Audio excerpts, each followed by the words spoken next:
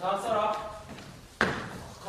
제가 마지막 사람이에요. 그래, 좋아, 마지막 사람. 바로 접니다. 누구지? 저를 못 알아보고 계십니까? 어쩌력의 폭발적인 상황을 만든 사람입니다. 그러니까 제가 카카의 머리와 코와 침을 붙인 사람이라고요. 그게 무슨 얘기인가? 그러니까 제가 어제 재채기를 했었으니까 그래서 카카의 머리에 코와 침을 붙이고. 그래. 그런데 여기 왜 왔지? 뭐 내가 감기라도 들었는지 확인하러 본가? 그게 아니라 제가 재채기했던 걸 사과드리러 왔습니다. 제가 한 재채기 속에는 어떤 사회적, 정치적 동기도 없고요. 어떤 폭력이나 적이도 없는 아주 순수한, 그러니까 신께서 시킨 행동이었습니다. 저는 제 코가 태어난 날을 저주합니다. 정말이지 제가 잘못한 게 아니라 제 코가 잘못한 거예요. 이 죄 없는 코를, 죄 많은 코를 몰아주고 죄 없는 목동아리 제발 용서해주세요. 제 코를 시베리아로 유배 보내시더라도 저만의 제발 용서해주세요. 이렇게 빕니다. 이봐 젊은이, 내 말을 잘 듣게. 나는 자네 코에 대해서 조금도 유감이 없네. 난 자네 코 같은 걸 한심한 일에는 신경 쓸 새가 없이 바쁘단 말이지. 그러니까 자네 뭐 집에 가서 뜨끈한 물에 목욕이나 좀 하게. 찬물로 괜찮으니까 뭐든 잘한 말이야. 그리고 제발 그따위 바보 같은 일로는 나를 무사히 두지 말게. 자네 아니라도 차만 알아볼 것들이 아주 별별 소리를 다 떠들고 와서 난 자네 따위 신경 쓸 새가 없단 말이지.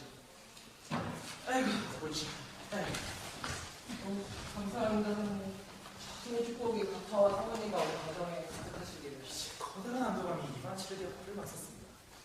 아침마다 가까이 창문 밖에 새들이 날아와 노래하고 가까이 커피가 지나고 뜨겁기를 빕니다. 그렇게 모든 등이 순간에 벗겨진 것이죠? 가카가 앉았던 의자에 숭배합니다. 그리고 그 의자에 앉았던 가카의 바지마저도 숭배합니다. 화환을 보며 이반한 집으로 돌아갔습니다. 정말이지 인생은 멋지고 신나는 것이었습니다. 저 행복합니다.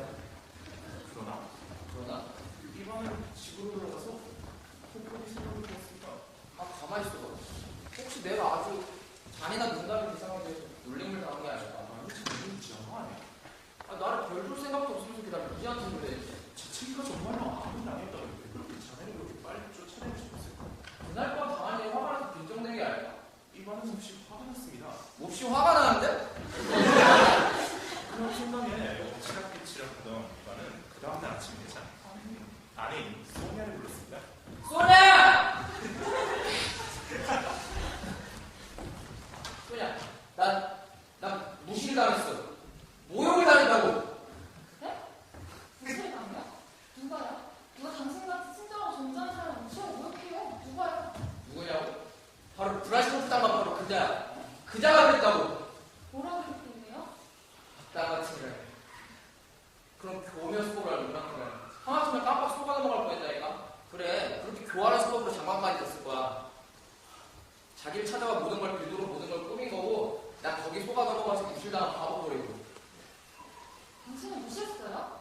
좋아, 당장 가서 얘기를 하겠어. 하류 계급의 의견을 얘기해주겠다 이거야. 이 세상은 모든 사람을 위해 만들어진 거고 어떤 나라에, 어떤 종교에, 어떤 색깔의 사람이라도 다른 사람에게 재채기를 할 수가 있는 거라고. 그래, 무시를 당하려고 내가 하려고 바로 그자라고. 그래서 이반은 장관을 무시하러 갔습니다.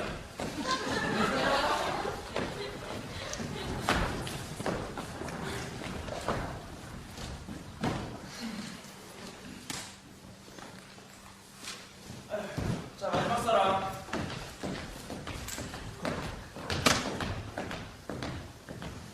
자네 뭐야? 접니다, 가사. 저를 못 알아보셨습니까? 제 얼굴을 보세요. 네, 제가 이렇게 왔어요. 다시 왔다고 누구지? 이반 일리치 체르리아프입니다.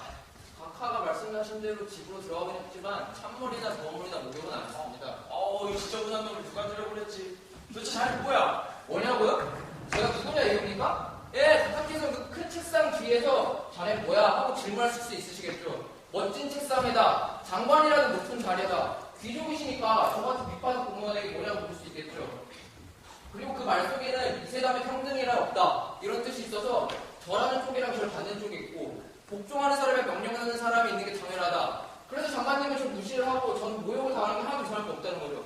그래서 그렇게 쉽게 얘기하시는 겁니다. 자네 뭐야 하고 말이죠. 아니, 그게 무슨 헛소리인가? 거기 서서 바보 같은 소리 하지 말고 여기 물건이야 빨리 말하게. 예, 말씀드릴게요. 전 장관님께.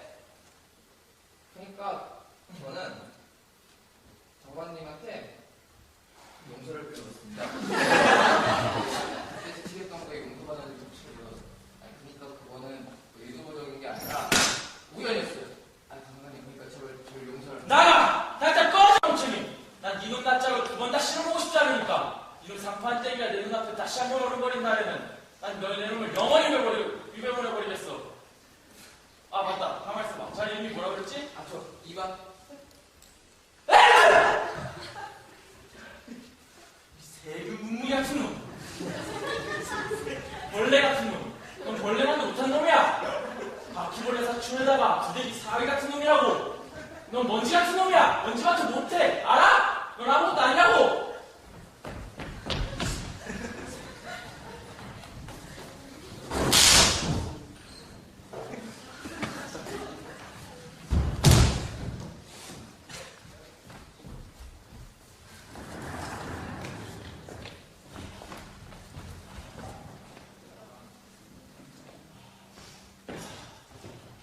순간 이 밤의 몸에서는 뭔가가 무너져 내리고 있었습니다. 너무나도 소중해서 무너지면 다시 고칠 수도 없는 인간의 생명력이라고 할 수 있는 그런 것이 무너져 내리고 있었습니다. 이제는 모든 것이 끝난 것이냐? 영원 끝나버린 것이죠. 그 뒤 이야기는 간단합니다.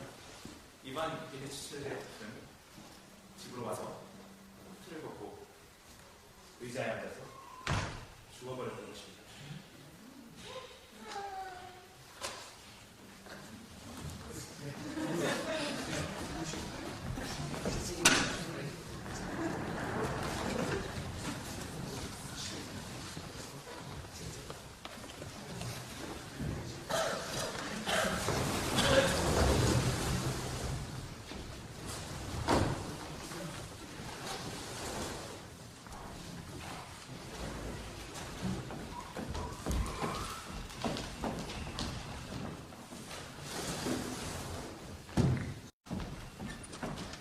재밌으셨나요? 인생의 잔인함을 맛보고 싶지 않은 분들을 위해 이 이야기의 결말을 살짝 다른 방식으로 틀 수도 있습니다. 이바니 시출의 아프는 집으로 돌아와서 코트를 벗고 의자에 앉아서는 500만 루블을 상속받았다? 어때요? 사실 별로 의미는 없죠. 하지만 재밌지 않습니까? 저는 사실 앞으로 37개의 얘기를 묶을 책을 37개의 이야기를 묶어 책을 출간할 계획을 세우고 있습니다. 근데 그 책의 37개의 이야기, 엔딩은 모두 똑같죠. 재밌지 않습니까? 왜 웃으세요?